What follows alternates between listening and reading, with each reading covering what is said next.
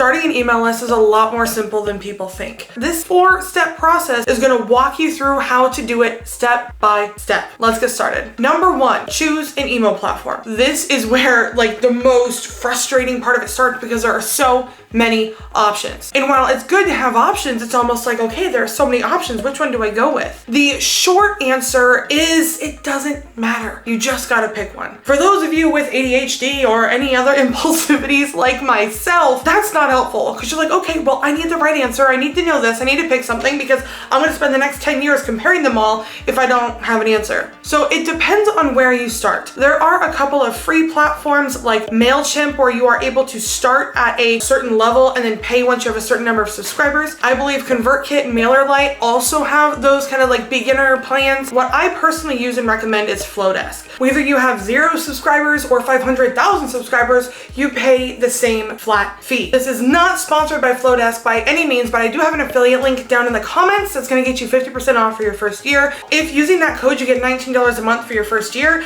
and they even have landing pages and checkouts and stuff if you want to upgrade, but that's a whole nother video that I'm going to do soon. So whether you decide to go with Flowdesk or MailChimp or MailerLite, ConvertKit, whatever it is that you choose, pick something and then move on to step 2. Once you get set up with your email service provider, you want to create an opt-in. An opt-in is just something that you give in exchange for an email address. This could be a checklist, an ebook, a free guide, a mini course. All you need to do is make sure that it's something that your audience wants and you create something to give to them in exchange for an email address. You want to make sure that your freebie, your opt-in, freemium, whatever you want to call it, is relevant to what it is that you're going to be selling. It's okay if you don't have a business or a product all set up quite yet, but what matters is that you know the basic niche that you're going to. For example, you don't want to create a guide that gives you the best vegan restaurants in New York City, and then you end up doing content geared towards DIY crafting. It just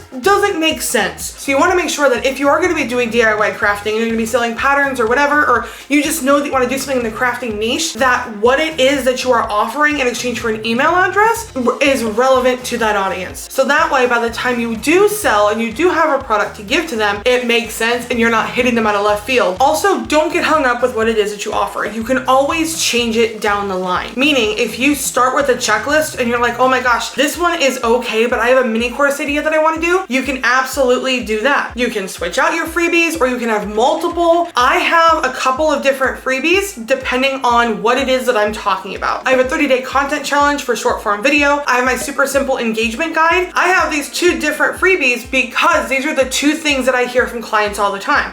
I don't know what to post, so go get the content challenge, or it's I need to increase my engagement, but I don't know how. Here's the engagement guide. I have both of them depending on who I'm talking to and what it is that I'm creating content about, so I can plug my freebie in there somewhere to continue to grow my email list. Again, if you're just getting started, don't overthink it. Just start with something that is niche related and move on to step 3. Step 3 is to set up a workflow or automation, whatever the word is in your email platform, to ensure that when someone fills out the form and signs up for your freebie, they get that freebie sent to their inbox. Regardless of whatever email platform that you're using, if you search, you'll be able to find a tutorial or reach out to their customer service and they will have a walkthrough tutorial for you. Those are the 3 things that you need in order to get everything set up. Step number 4 is to talk about it. Talk about your freebie. Tell people that you have it. Talk about how it can help your people. Talk about why you created it. Talk about why someone would want it, how it's gonna benefit their life. Basically, you need to go at your freebie and building your email list in the same way that you would selling a product. If you have the energy to go and sell a product and say, hey, this product is gonna do X, Y, and Z for you, this is how it's gonna change your life, go buy it. You wanna have that same energy with your freebie because you're basically selling it.